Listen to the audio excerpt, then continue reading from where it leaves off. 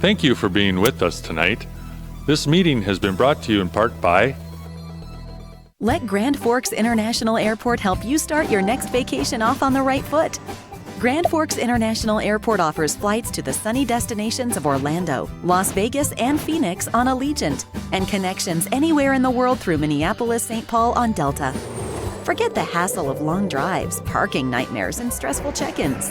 The convenience of flying locally means less headaches and more time for you. Grand Forks International Airport. Your airport. Simply grand. Know what's in this box? Well, in case you think the ball is broken, here's a hint. Safe, reliable energy, for starters, but it's also a commitment to this community. See, at Excel Energy, this is our hometown. So we're not just about making a living here, we're about living here. Oh, I wish I had wings. In our community, we're always delivering. Excel Energy, responsible by nature. Grand Forks. On Saturday, August 17th, feel the thrill of WWE Live with the Universal Champion. The age of Rollins is here, and we are going to burn it down! See Seth Rollins collide with Baron Corbin for the Universal Championship. Plus, Braun Strowman battles Bobby Lashley one-on-one. It's WWE Live at Grand Forks on Saturday, August 17th. Tickets are available.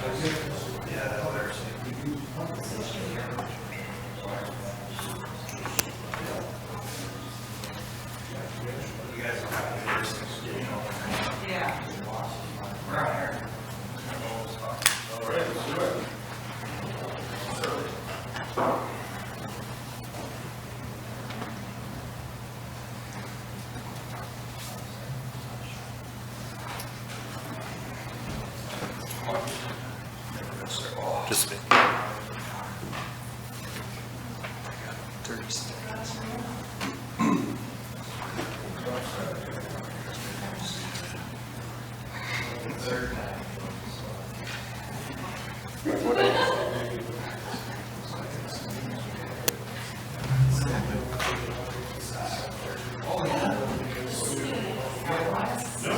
I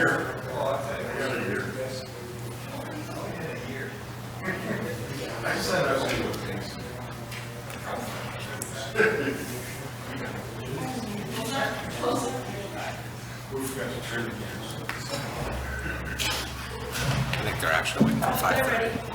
All right. I'd like to call to order the Planning and Zoning Commission meeting for July 10th, 2019. Roll call.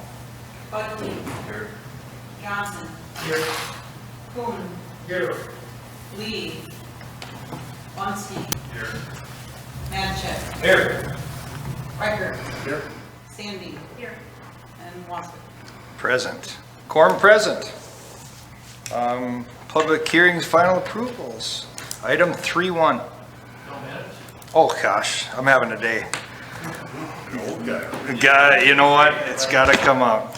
So, reading approval of the minutes from the June 5th meeting. Any comments, motions, anything to address? I had one possible Please, correction. Mr. Bucky. So this is page 5, item 4 through the last sentence of the paragraph there. It says, Mr. Kuhn asked if more pond storage would be required, and Mr. Brooks stated yes, because the lots were originally planned for multifamily use. Now, I guess I left understanding that because the pond was originally sized for multifamily use, there was no new pond storage required.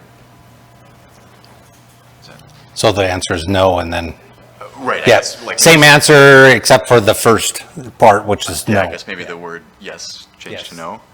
I think I was acknowledging his question, and yeah, the correct response is in that area, and we'll talk about that on the next item, but Okay. that's correct. The answer is no. The pond was sized for more intense use. Thank you. Okay, anything else? Mr. Matchek? I'll make a motion to approve them if you want to add his comment. Please. Second. Seconded by Mr. Reichert. Discussion, all those in favor signify by saying aye. Opposed, same sign. Motion carried. Minutes are approved as noted. Item 3.1. Plat of Gornowicz, second re-subdivision and ordinance dedicating right-of-way. Mr. Brooks. I'll kind of quickly go through this. We did go through this last month as well, but the scale of where we're at, it's interstate is here, here's Gateway Drive, North 42nd, and we're kind of just in this area just west between 42nd Street and Interstate. Mr. Brooks, we don't have anything on the screens, I guess. Oh, can you switch that, Greta? There we go. Thank you. Sorry, Mr. Brooks, for interrupting you. Thank you. Run this down. Second one. Thank you. So Interstate's here, Gateway Drive, here's 42nd, and then we're on 16th Avenue. So we're right in this area here, and I'll pull up the item that was in the packet. So here's that area here with the two lots, and there's being split up to multiple units. We went through the vacation last month, and that's a 2-item at City Council. We'll catch up at the second time that this comes forward, but vacations only go through this body just once. But we're splitting up the lot here into 6 total units. They were previously 2, so each one's going to be an additional 3 lots. And then this, the lot that's currently has some units on it over here is included as well with that vacation that went through. And that vacation lines, you can kind of see where the old right-of-way was with that hatch line there at the where it curved there in that corner. So with that, the item is in working order. Ponding will be done up here in the north, and that was done through some previous work as the developer came through and actually set up these lots originally. So that's being or that's in the process now. So with that, it's a pretty simple subdivision, and we are recommending approval. Any questions for Mr. Brooks? It is a public hearing, so seeing none at this time, I'll open the public hearing. Anybody in the audience would step up to the microphone, address item 3.1, do so at this time. Seeing no one, that brings it back to the commission. Mr. Reichert. Move approval. Second. Moved by Mr. Reichert, second by Mr. Lunsky. Discussion. Seeing no hands, vote. All those in favor? Aye. Opposed? 3-1 is passes. 3-2. Ordinance amending zoning map, JR's PUD Amendment No. 3. Lot coverage increases on 45th Avenue South from 34th Street South to 30th Street South. Right, Mr. Brooks?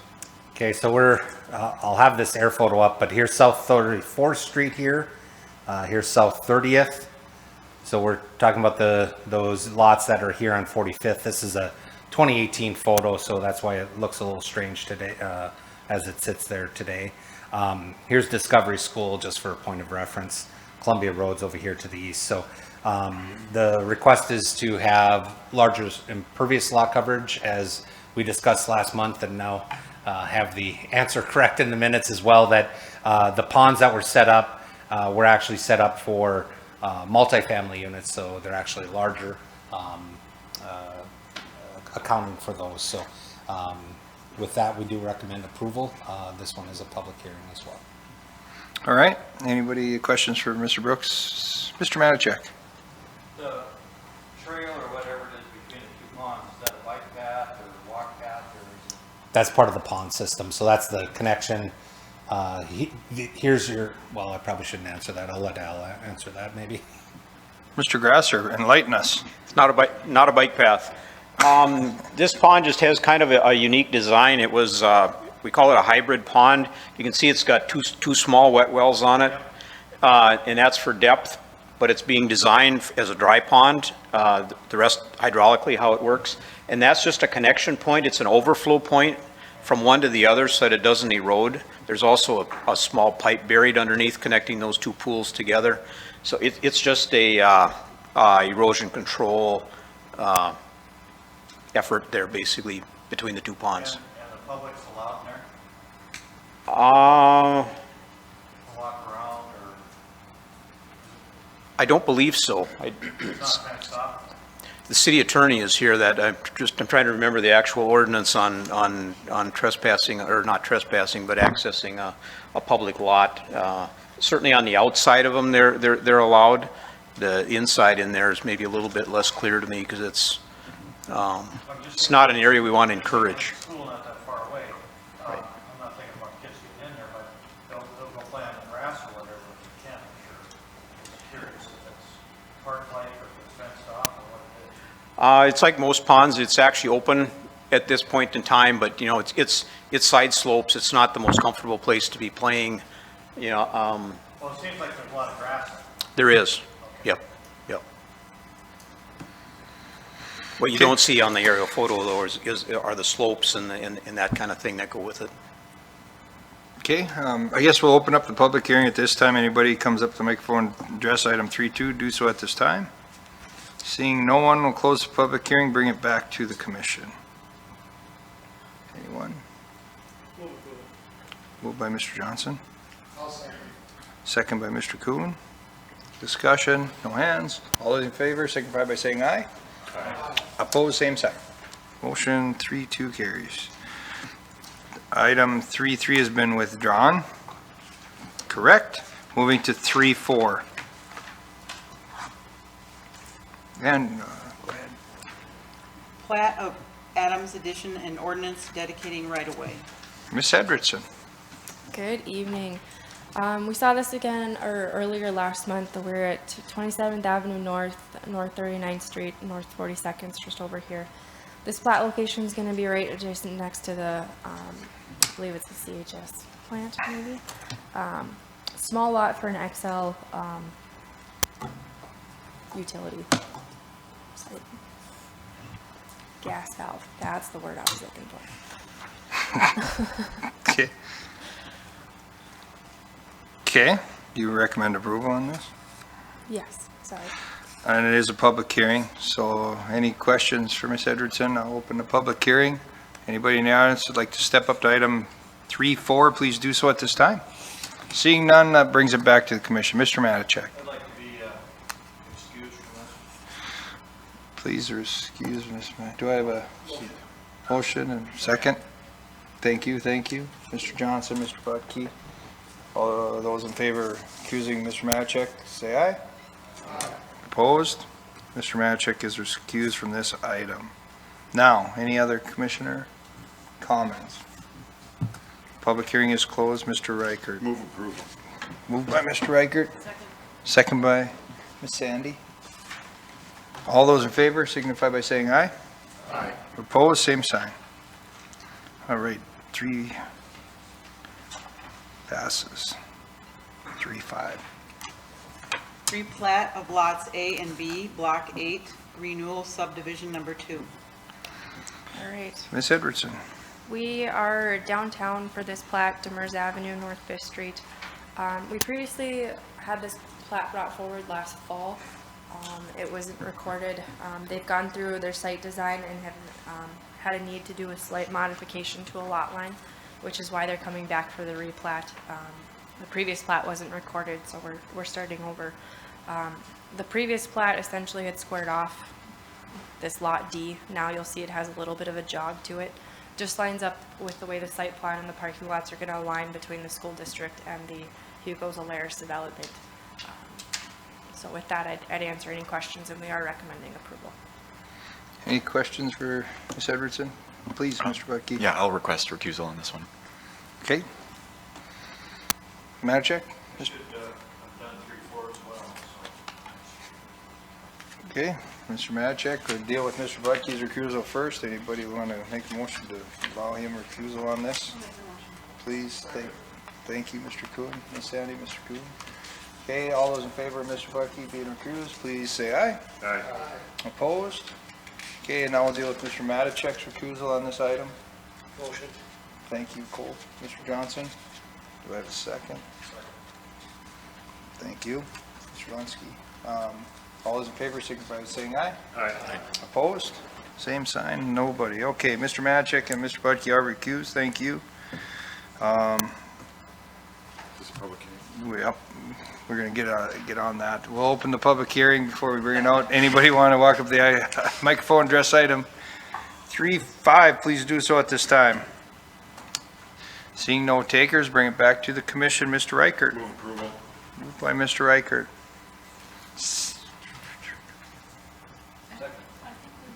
You accused yourself. 3-5, you said. Yeah. You accused yourself from 3-5. 3-4. 3-4 is already done. I know, but that's what I recused myself of, right when you were on it. You don't get to vote. Yeah, you're done. How the heck with you guys? I'm gonna need. I didn't realize the 3-4 was connected to 3-3, so. Okay. Did I really screw you up? 3-3 was on. No, you just don't vote, and somebody give me a second. Okay. Thank you. Mr. Lunsky seconded that. Oh, it's a good day. All those in favor? I got checked out with the Laris, so okay, I have to be recused. You're good. All those in favor signify by saying aye. Aye. Opposed? Okay, that passes with an asterisk mess, I think. Item. I'll listen from now on. Thank you. Hey, you saved me on the first one with the minutes. We're good. Mr. Matachek, thank you. Item 3-6. Replat of lots 1 and 3, block 16, and vacated lots adjacent thereto, Skidmore's Addition. Mr. Gangler. Good evening, Commissioners. The subject replat is we'll call it a do-over on a technical note. A similar replat was submitted about 9 years ago, and for whatever reasons, that plat was never recorded, so obviously now the time span has been long enough where they've resubmitted a replat of the property of the same name, which will just replace the previous approval. So the property is located north of Gateway and just east of Mill Road on Seward Avenue. And there's a few details we'll talk about, but what you see on the screen right now is the overall property in red with the proposed replat line almost down the center of the property. In looking into some of the details of the zoning, this map shows the approximate location of the replat line, and there's a commercial garage on the westerly part of the property and then a single-family home detached garage on the east side. And when we look at the zoning lines, and now keep in mind these zoning lines are computer generated in our GIS system. So what staff is proposing tonight is that we do approve the replat, it's a fast track. I do need to do a little more research into the slight discrepancy. It looks like now with the commercial lot, there could be possibly maybe a 20-foot sliver that could still be zoned R4. However, the replat line does go right down the fence line that separates the two properties. So something leads me to believe that perhaps when the rezoning did occur a number of years ago, that line probably should have been perhaps down that fence line, but that's what we will continue to look into. If it turns out that there's no other fix, we can just come back with a subsequent rezoning ordinance to take care of the 20 feet to make that property whole. Other than that, the replat is in good working order and staff does recommend approval. Mr. Reichert. So does this Nate Nyberg own both lots, or? He's the current property owner for both, correct? For both lots. Okay, it is a public hearing. It is a fast track, so I'll open the public hearing. Anybody who'd like to step up to the microphone, address 3-6, please do so at this time. Seeing no one, I'll bring it back to the commission. Mr. Reichert. Move approval. Moved by Mr. Reichert. Second by Mr. Kuhn. Discussion. Seeing no hands, all those in favor, signify by saying aye. Aye. Opposed, same sign. 3-6 passes. 3-7. Plat of O'Reilly's third re-subdivision. For your reference, 3.7 and 3.8 are actually talking about the same property or a portion of the same property. So we'll first start with the plat. This subject plat is located on Gateway Drive, and some of the businesses that we have shown on the map at 3000 Gateway Drive is Carpet Garage, and then at 3100 is O'Reilly's Auto Parts. So what you see in the overall red boundary is the entire property that's subject to the replat request, where now we have it divided into two lots. It should be noted that what I show in green on your map in front of you is a private access easement that's been established back when I think the sales occurred for the O'Reilly's Auto, which at that point established an access easement off of the Gateway frontage road to both the property that we're replatting now, as well as the auto parts store. So now that this replat is essentially dividing the lot where you see it, this access easement then will provide access off of Gateway, off the frontage road, north to what you're seeing is Lot 2. We've had our platting and right-of-way officer look at the recorded documents to verify that it's an existing easement. I've talked with the property owner. They've also talked with the O'Reilly's Auto folks. They understand that there is this existing easement that was tied to the property, which is tied to the deed, so on and so forth. With that, staff does recommend approval of the replat. The next agenda item will speak more specifically to Lot 2, where we're going to look at a request for contractor shops on Lot 2. But in this case, we're just looking at the replat at hand, so staff does recommend approval of 3-7. Any questions for Mr. Gangler before we open up the public hearing? Seeing no hands, we'll open the public hearing at this time. Step up to the microphone, address item 3-7 if you choose. Seeing no rush, bring it back to the commission. Mr. Matichek. Just curious, lot 1, 3.73 acres, and lot 2, 2.66? 2.64. 6.4? Oh, it's up here, sorry. Looking at this. I'm having a good night tonight, just go ahead. I started it, it's catchy.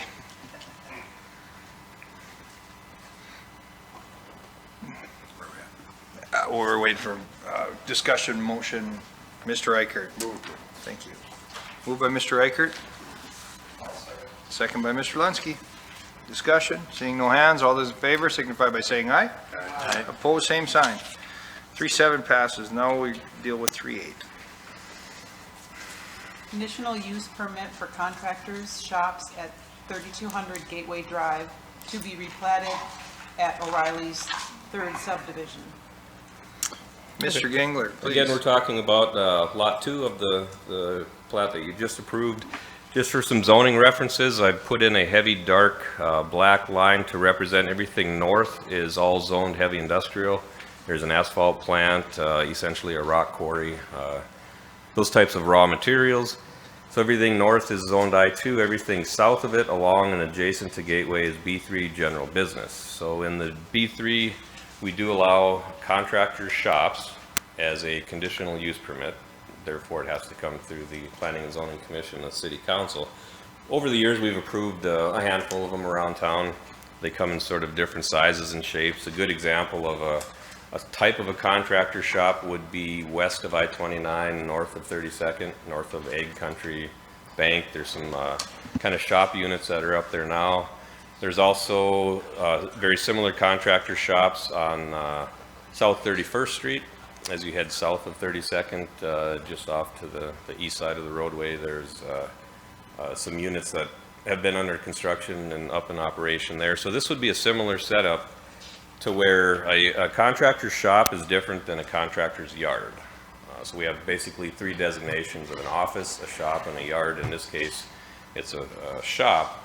And in code, there's no exterior storage or, fabrication or work that is outside of the enclosed building. It's just meant to be the shop itself versus a contractor's yard where you could have a full operation of a shop and then yard work and storage out in the yard.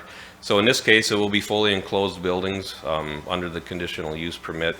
And with all our CUPs, there is always a provision that if at some point in the future there's either violation or a complaint, the Planning and Zoning Commission and the City Council could have cause to go back and review what was approved, and if they're found in violation, the permit could be revoked.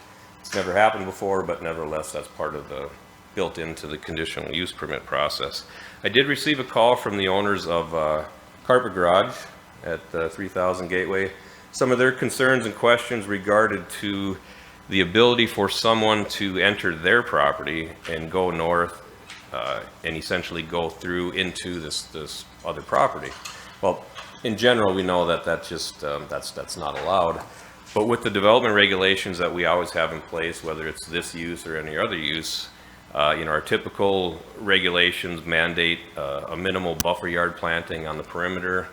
You also have parking lots, curb and gutter, the buildings themselves. So I think by the nature of what's already required in our development regulations, that there would be a barrier just by default with what we have to approve on or require on the site plan. So I think that concern would be alleviated just due to those existing requirements. We do have the typical conditional use permit in your agenda packets. It's on page 36, which calls out sort of our typical code requirements for this type of operation. So with that, I would entertain any questions, and staff does recommend approval of the conditional use. Mr. Reichert. You sort of addressed the question that I was going to ask. So we're not expanding any lot coverage other than what we would do in a general B3. We're still requiring everything else. All you're doing is authorizing the issuance of a conditional use permit for this type of land use. So all other development regulations are intact. And what kind of setbacks do we have in B3? This is a little unique because it's not adjacent to a public road, but typically your front yard setbacks are 25. Side yard setbacks are a minimum of 10 typically, because you'll have buffer yard requirements. So what would they have between the two, 25 or 10? Between lots one and... Along that south line that is Carpet Garage, and O'Reilly's, would it be 10 or 25? Because this doesn't have frontage, we'll have to take a look at what's most appropriate. We haven't seen a site plan yet, but we would require the minimum building separations. So, whether it's 20 or 25 feet, I can't answer that right now, but there are going to be our basic minimum setbacks. And it looks like there's some setback already between the back end of Carpet Garage and the lot line. Right. Any further questions? Here's a public hearing. I'll open the public hearing. Anybody in the audience would like to step up and address item 3.8, please do so at this time. Seeing no one, I'll close the public hearing, bring it back to the commission. I think this is a perfect place for contractor shops. Mr. Reichert. Move approval. Moved by Mr. Reichert, second by Ms. Sandy. Discussion. Seeing none, all those in favor signify by saying aye. Aye. Opposed, same sign. Motion 3-8 carries. Item 4-1. Plat of Adams Subdivision number 51 and ordinance dedicating right-of-way. Mr. Gangler. Right, this is a city project. I'll kind of walk you through the general vicinity. As you see on the map, what we've referred to for many years, highlighted in the red hatching bubble, is Oscarville. Number of industrial type businesses in the area. For years, it's been a struggle with infrastructure, whether it's roads, water, sewer, those types of things. Over time now, we're getting closer to being able to have all those infrastructure necessities in place. But in conjunction with that, the city does need to acquire land to construct our infamous storm ponds, which in this case would serve the general area of what we're seeing outlined in red. So the area that I have in the black is the acreage that the city is negotiating the purchase of with the owner. So what's shown on the plat itself, lot 1 will be the actual the pond area. Lot 2 is the area that'll be used for stockpiling of the materials and those types of things. So the city has entered into a purchase agreement, and now we're following through with the replat of the property. And what you see as lots 1 and 2 will all be city owned, but again functioning as a storm pond capacity for the area that's shown in red.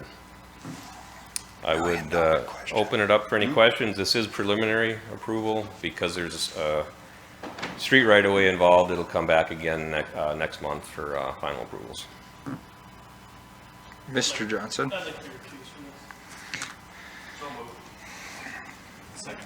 Thank you. Mr. Matichek and then Mr. Budke seconded it, and Mr. Johnson is recused. Okay, all those in favor of recusing Mr. Johnson, please do so at this time. Aye. Opposed? Mr. Johnson, you are recused from item 4-1. All right, any questions for Mr. Reichert or Mr. Gingler? Mr. Reichert? You can ask him questions. It's a day. Mr. Matichek. What's your access going to be? Because that road north of 42nd is just a dirt trail. Yeah, the access, we're actually taking some more right-of-way for 27th Avenue North as well as North 42nd. So I believe the access will come off of, and I guess more than likely off of 27th at this point in time.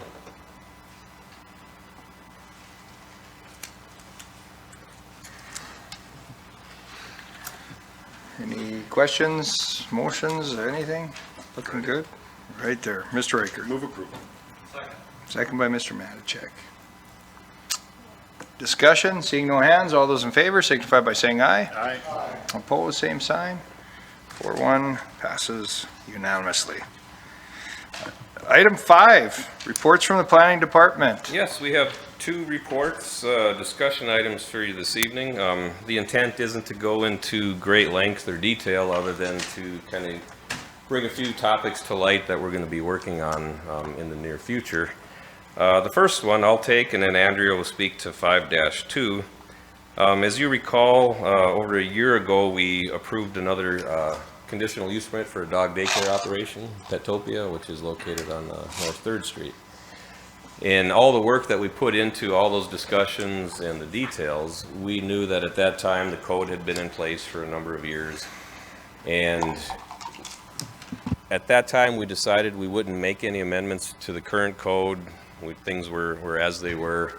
And now that in Petopia's case, which the owners are here if we have any specific questions for them, we knew from the beginning that the way the code was originally written for what we affectionately call the outdoor area, it's the area that obviously the dogs are allowed to go relieve themselves. Well, for years and still today, the code requires, or I guess we could say limits, this outdoor area to be no greater than 300 square feet.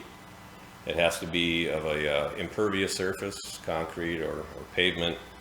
And then there's a pea gravel strip, as I've indicated in blue, that's around it, and then a landscaping strip around that.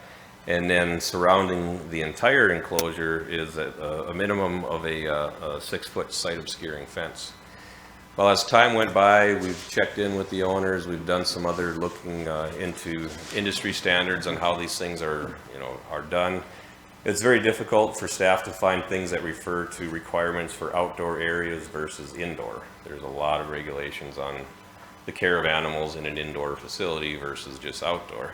So some of the differences we have with, the dog daycare obviously was intended for more of in the, the built out environment where you just, like you would take your kids to daycare versus a commercial kennel where you would take it, and those are typically on the outside of town for longer term stays and those types of things. So that's why we did originally differentiate between the daycare and an actual commercial kennel. So I had the owners submit a few snapshots of this outdoor area. If I can.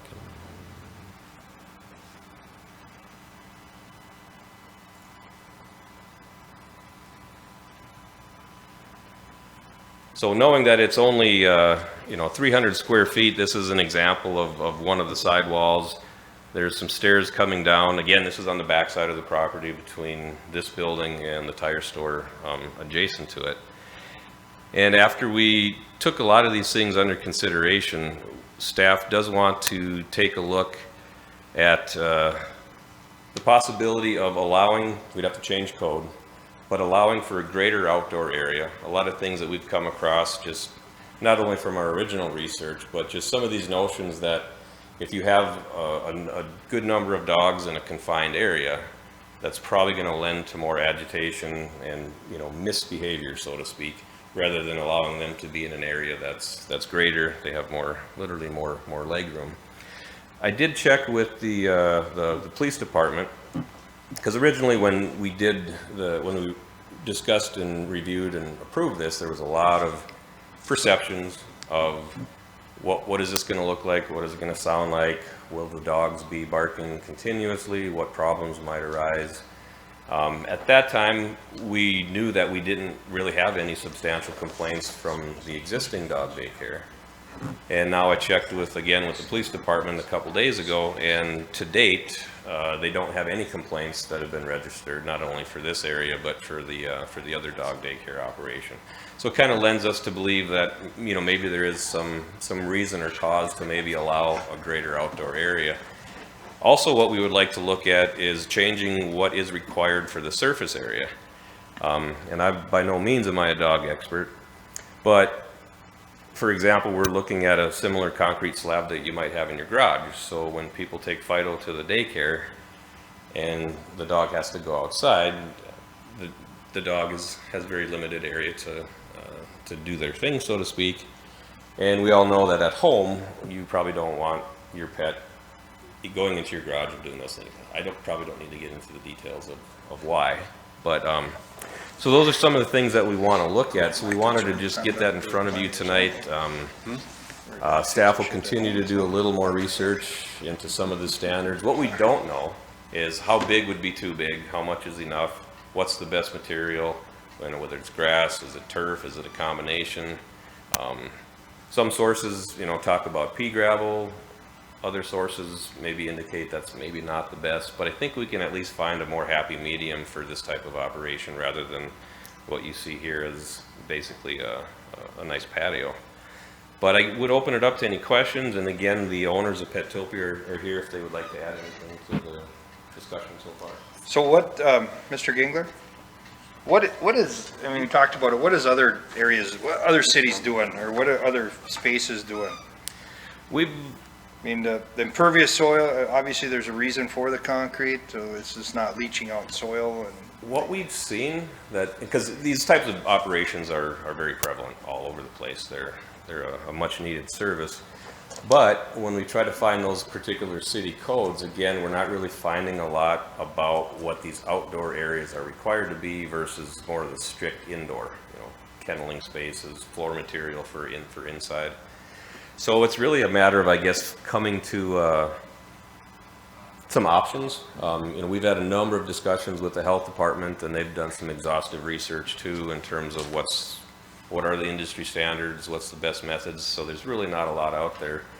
I know Fargo does have some ordinances like ours. I think they specify minimum distances from residential and commercial properties. But in terms of their outdoor area, I'm not aware that they really have anything that we can compare to or, you know, hold on to. So that's kind of the direction staff wants to go. It'll be a two-part process. First, because Petopia was approved as is, any changes to code would then require for them to resubmit their plans to amend if it does allow outdoor area, and whatever other changes that they may, you know, be proposing at that time. So with this item, staff isn't suggesting or recommending that we put together a subcommittee. I think we've done enough research where we can put some things together and bring back to you. So having said that, that's sort of what we wanted to cover. I don't know if you have any immediate questions for me, or if not, we're always available you know, after the meeting over time. Any comments for Mr. Matichek? Sorry. Do you have any more inquiries for other facilities? We don't at this time, but we probably would anticipate over time. Dogs are getting more popular, I think, as we speak. So. Mr. Reichert? Yeah, can we have the owners come up and just have them explain what their ideal? Oh, you had to do it.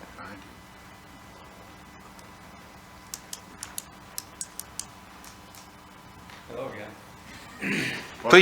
Please state your name for the record, if you don't mind. Katie Olson. Yeah, so in an ideal world, what would it look like to you? Okay. There's a lot of land outside of town. With grass or with? I'll let Katie take this. It's right now what we're looking at with the concrete. It's not ideal. Dogs aren't used to going on concrete, so they get out there and they get quite confused. They use the P-rock quite a bit. They'll go off to the side. There is obviously accidents inside because of the concrete that is outside. As far as size goes, what I would like to see is whatever you are required to have indoor running area, it should be a required outdoor running area. I believe it's 50 square feet per dog for indoor running area that is required. So it would make a little bit more sense to me if it was the same for outdoor, just so then they all have the same amount of space going outside, especially when it's nice out. You know, you have dogs that like to hang out and, you know, just be outside, and it's kind of hard to do that right now. We prop the door open and they can come in and out as they please, but So at times too. just to catch me up again, so what limits the number of dogs we have in your deal or any deal? Anybody? Just the way the original code was written, based off of research at that time, of course, Yep. this was a number of years ago, 50 square feet of interior area per dog. Okay. That's the basic numbers of how we got to it. However, there's not that same ratio or formula to apply to an outdoor area. So is the outdoor area, if I have 500 dogs or 5 dogs, is the outdoor area the same? Yes. Okay. So having it proportional to the number, even if we didn't go the same, some sort of proportion to. Yes, what we have on inside would match the outside, just to make it. Or a proportional, it's just no matter if you, like Alex said, you have 500 dogs in there, you still gotta, that's it, outside. How many do you have inside?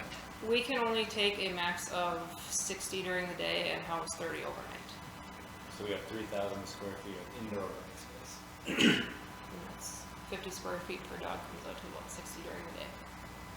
And is it typical that you would have them all out during a nice day, or do you put them out in shifts? Or? Right now we have to do shifts, unless it's a slower day. Then we kind of just let them go in and out. We have ones that don't like to go out, ones that like to go out, but normally when we are at capacity, we do have to do them in shifts.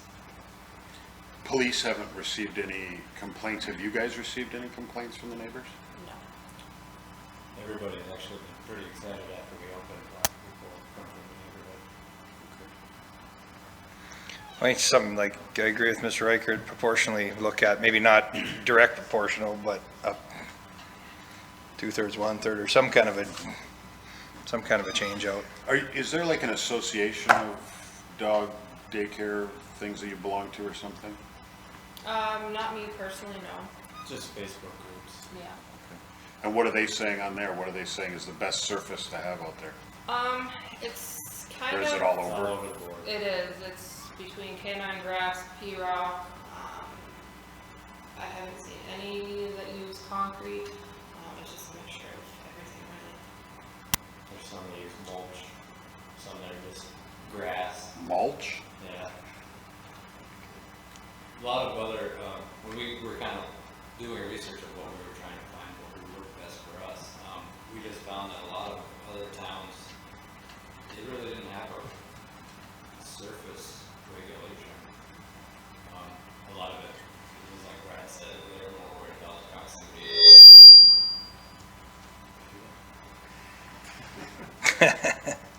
They were more, their code was based more upon proximity to other houses and, you know, fencing instead of just a chain link. I think that's probably where this started, was keeping it small so it wasn't a huge area of mini barking dogs outside. Right. How many square feet do you have available outside? Do you have access to?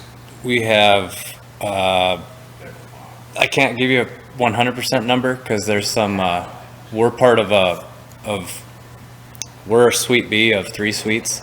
And our developer, of course, the landlords, they are open to giving us more green space of what we want, but it also has to jive with what they want for future tenants. But when we had brought up about hopefully getting more outdoor area, they were open to over 3,000 square feet of us, for us. And most of it would be, if you bring up that backside picture. Pull up their map, would you, Mr. Thank you.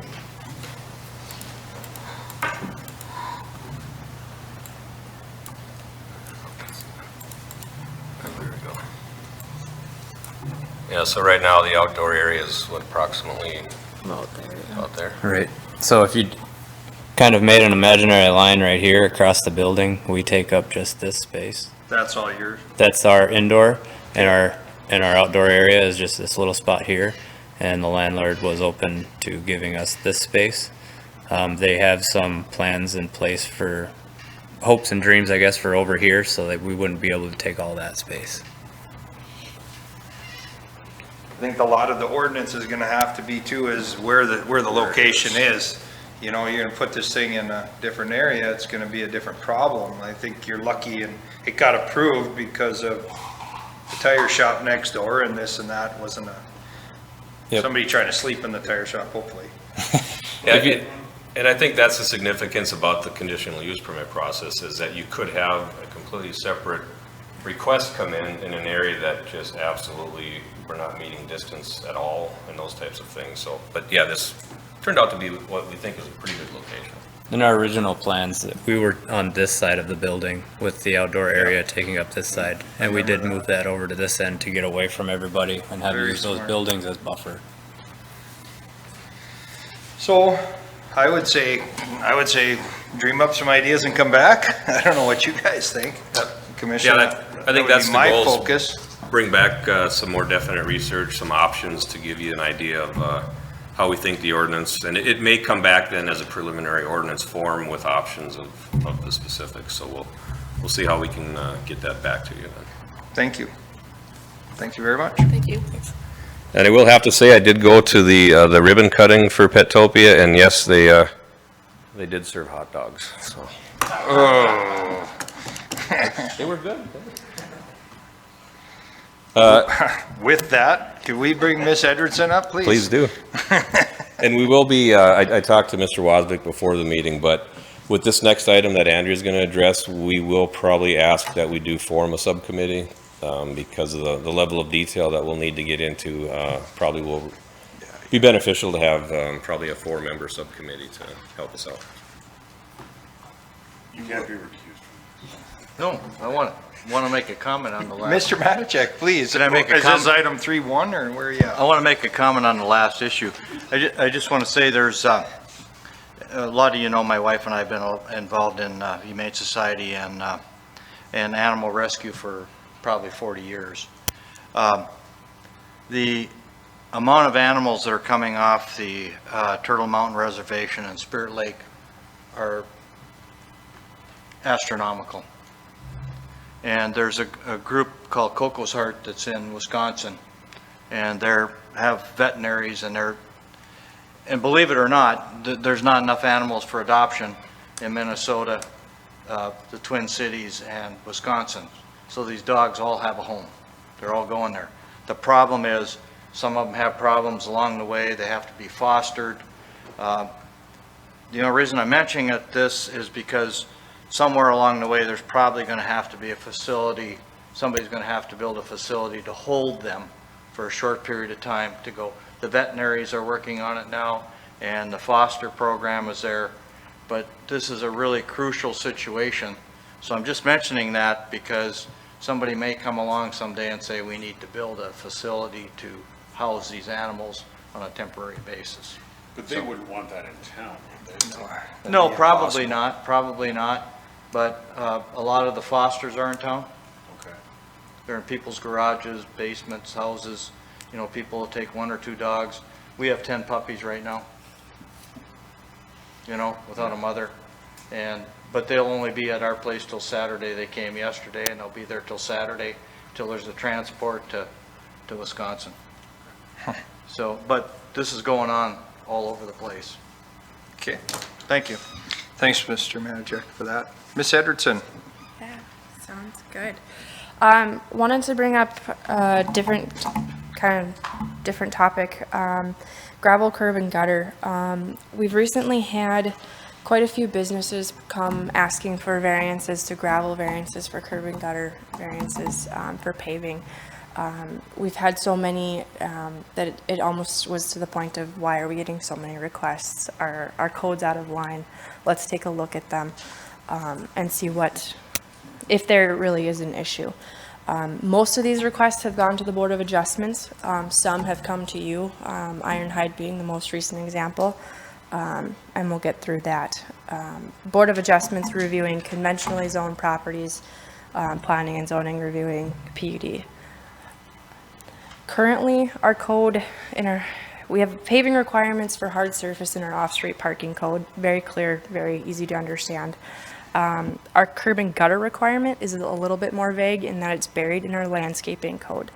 Unless you're going through landscaping as an architect, engineer, designing a site, it's a little bit more difficult to find it.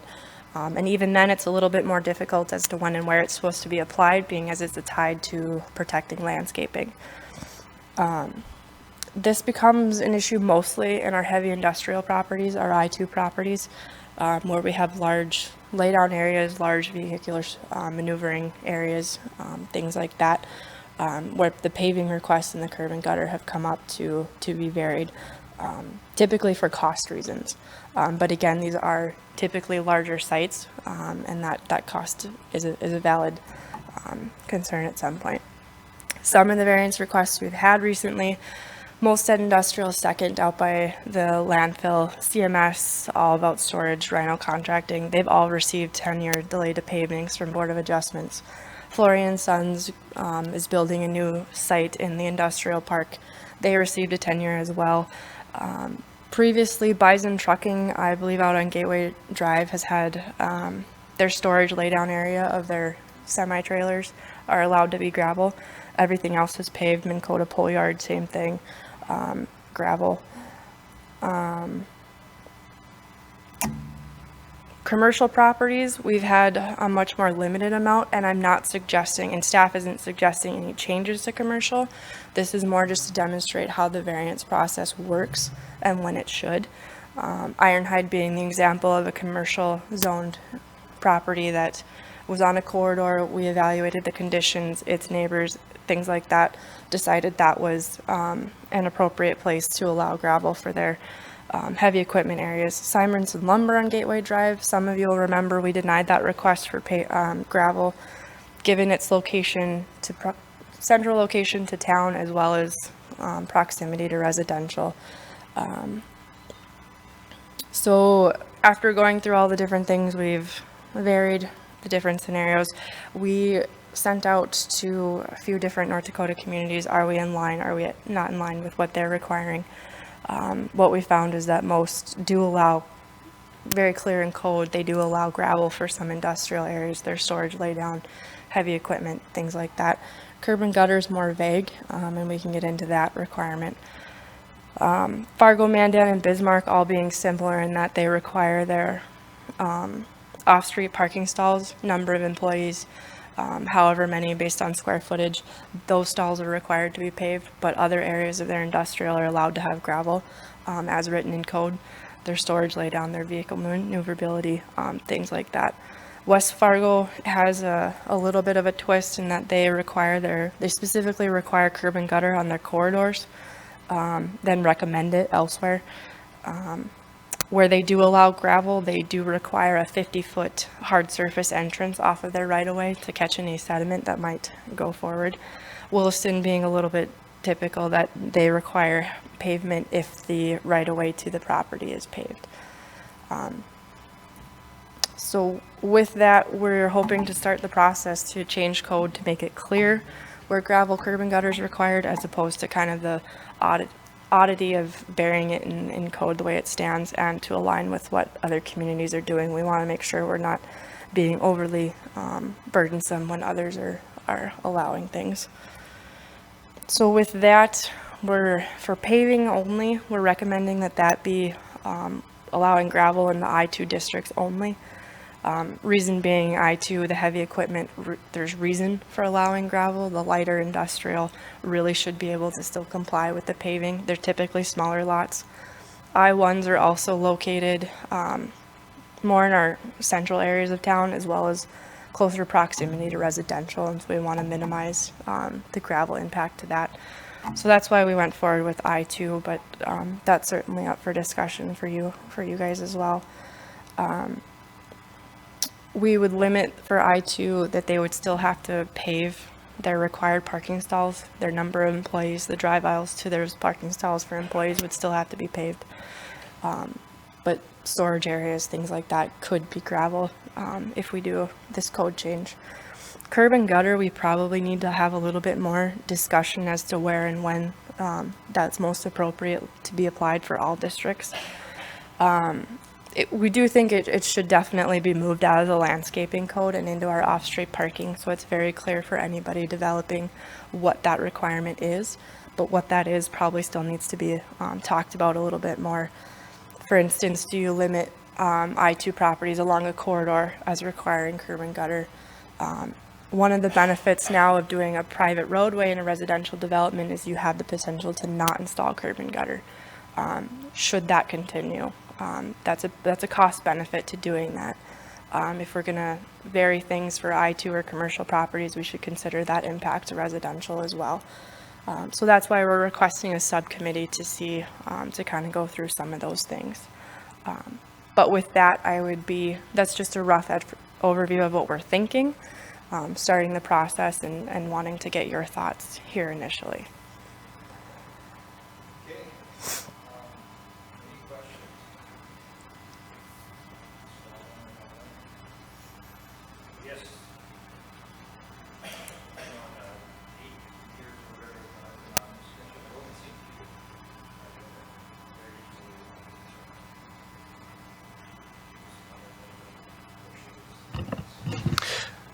It's actually goes beyond, the Planning and Zoning Commission. We also have the Board of Adjustment that has probably seen maybe more requests for variances because they're conventionally zoned, and that introduces a whole different frustration and complexity of variances or appeals issued by the commission versus variances granted by the Board of Adjustments, which is going to be a part of this discussion because there's a lot of nuances that that you as a commission may not see directly, but staff and developers continue to churn through things that if we can maybe find some code provisions that are easy to understand and applicable, I think that's our goal. So.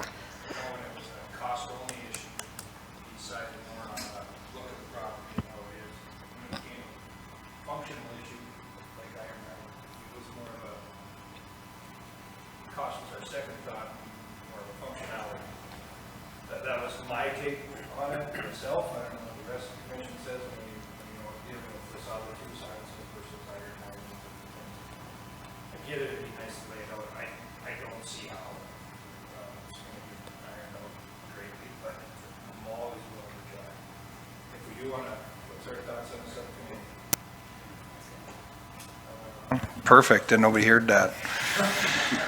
The way it's going today, that's okay. Is any interest in a subcommittee or being on a subcommittee for this venture? I'll throw it out to you guys.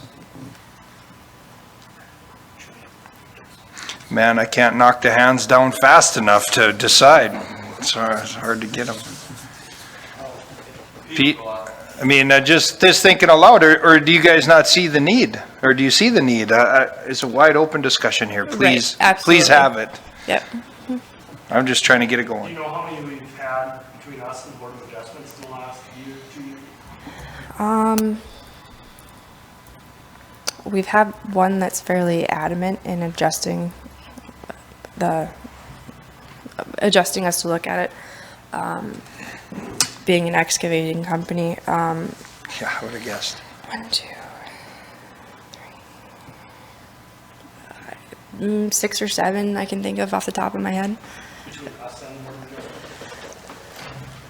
Throwing in unit, we're probably like 7 or 8 if I throw in what we sent here. And all these variances on this sheet here, Andrew, they all make sense to me. I mean, Florian and Sons, the Molsteds, the And this isn't Isaac including, I mean, you've got rocks and blocks that we did up north by Corinta's land. And there's cases where they've just occurred and they haven't been necessarily granted approval. Don't quote me 100%, I'm not sure if they've had approval, but I mean, John Deere Implement has gravel, Bobcat has gravel. But these are things where they make sense, and that's probably where the gravel instance in the I-2 makes sense to pursue, which is probably why other communities have them, the storage laydown area, the vehicle area. Right. That part probably makes sense, which is why if somebody has had gravel, it's probably why staff has never gone after them. If we're Probably making not supposed varying, to say that either, but I'm going to. if we're varying it so much, that's why we brought it up, and, you know, she kind of went through with the presentation, I think, that, you know, Well, for that's seeing what we this. were all asking, how much is this really getting asked for? Is it Right. to do it? You know? And we can separate the gravel from the curb and gutter. If the curb and gutter is a much more intricate thing that maybe we should leave alone, we can certainly do that. If you want to just pursue the gravel, that's fine too. And I don't think we want to get anybody wrong, and, you know, if it makes it easier to develop in this town and makes more sense, I get it, you know, and as far as the developer side of it. And we More are, inviting is fine too. yep.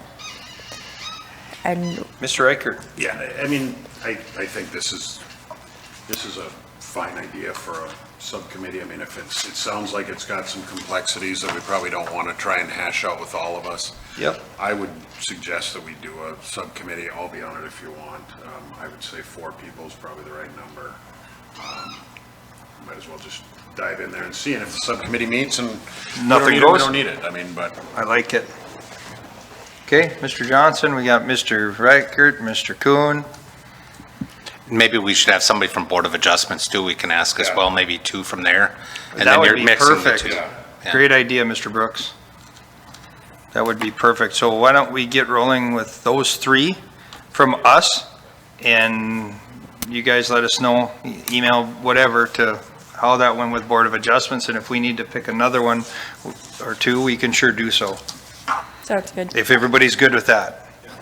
Everybody's good with that. I think it needs to be addressed, it needs to be figured out. So. Yeah. Okay, and I'm fine with that. We're just asking the right questions, I think, too, on what the background is of it. Yep. Hey, Jamie, would you be on, you know more about semis and laying down stuff than I do. Yes, as long as I have time to do it. It's not that key T word. Okay, so Mr. Reichert recused himself for Mr. Lunsky, is that what I'm If you hearing? can't make it, I'll go. Okay, we've got a backup plan.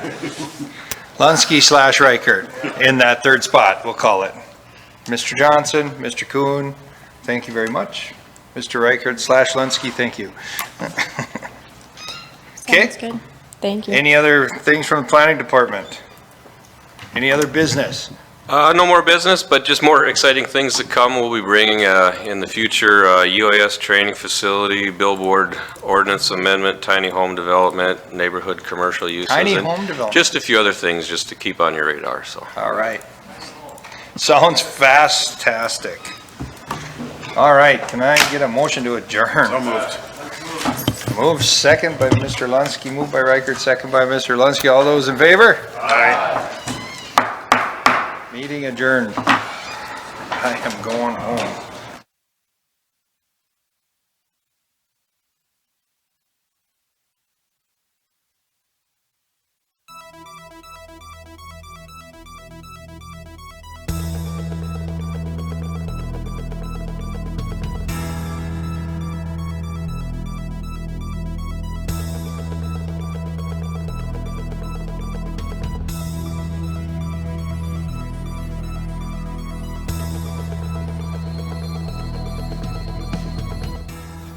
Thank you for being with us tonight. This meeting has been brought to you in part by Let Grand Forks International Airport help you start your next vacation off on the right foot.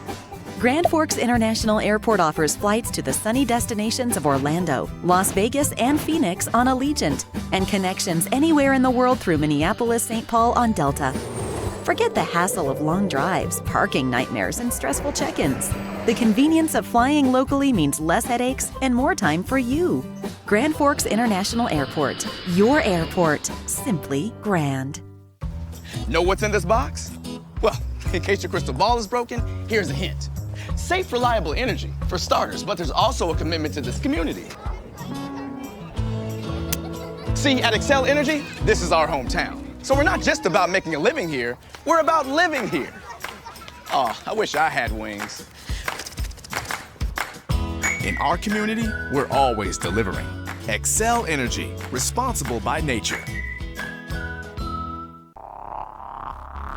Grand Forks. On Saturday, August 17th, feel the thrill of WWE Live with the Universal Champion. The age of Rollins is here, and we are going to burn it down! See Seth Rollins collide with Baron Corbin for the Universal Championship, plus Braun Strowman battles Bobby Lashley one-on-one. It's WWE Live at Grand Forks on Saturday, August 17th. Tickets are available.